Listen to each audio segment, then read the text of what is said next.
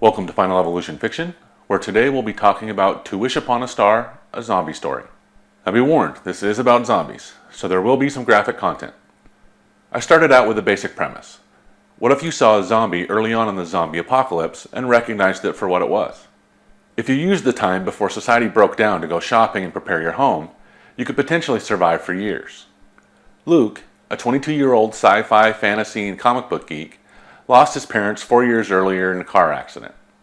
Left with a $500,000 inheritance, Luke spent his time toiling away in his house, reading, watching movies, and playing video games.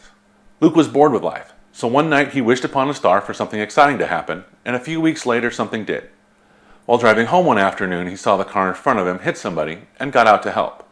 When he got close and saw the man, he realized he should be dead, but he was still moving. Then, behind the bushes, Luke saw a woman with half of her face gone and her arm missing coming towards him. He recognized what he was seeing, a pair of zombies. Luke quickly drove away. He had seen and read enough about the zombie apocalypse to know what he needed to do next. He needed to get prepared. He spent the next 24 hours on a frantic shopping spree. He hit a survivalist store for dried and ready-to-eat meals. His dad was a gun collector, so he was covered there, so he just needed to stock up on ammo. Next, he went to the hardware store to buy all their large barrels for water storage.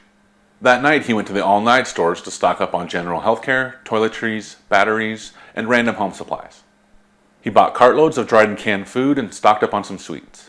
He bought all of their propane and then tons of toilet paper. You can never have too much toilet paper at the end of the world.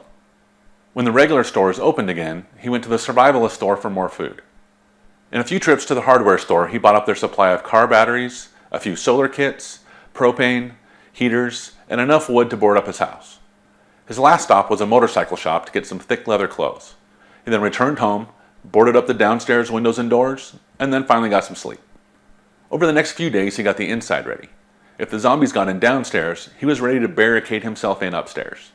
He prepared his truck and backpack in case he ever needed to go on the run. He filled up his water barrels, set up the solar panels, and then took stock of his supplies. He had enough food and water to last about 10 years.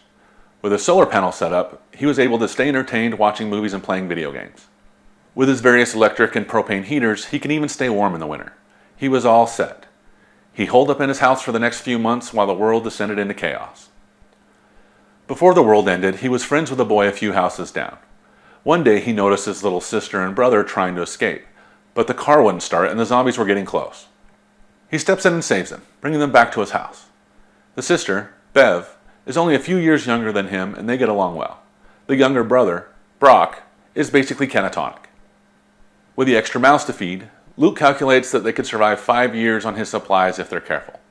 Things are good for the first few months. He starts to grow close with Bev and Brock starts to recover in the relative safety of his home. But then something happens that he didn't expect. He was well prepared against the threat of zombies, but he didn't prepare against the threat of surviving people. Spoiler alert. If you're planning on reading the story and don't want to ruin the ending, close the video now. If you want to know the ending, then watch on.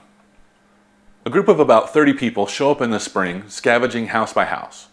Luke rushes up to the roof and confronts them before they break in his door.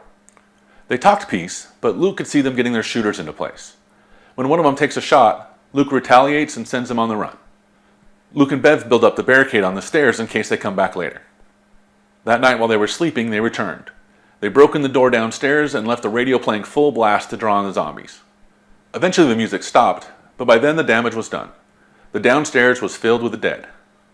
The next evening, after checking their fortifications, Luke returned upstairs to find Bev staring out the window at the sunset. Before he can warn her, a shot rang out. Bev fell to the ground bleeding from a hole in her chest.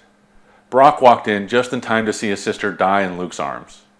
Brock bolted and Luke chased after him. Into the attic and then onto the roof, Brock was able to jump down into the neighbor's yard before Luke could catch him. Luke was prepared to give chase, but just then a bullet caught him in the shoulder and he had to retreat back into the house.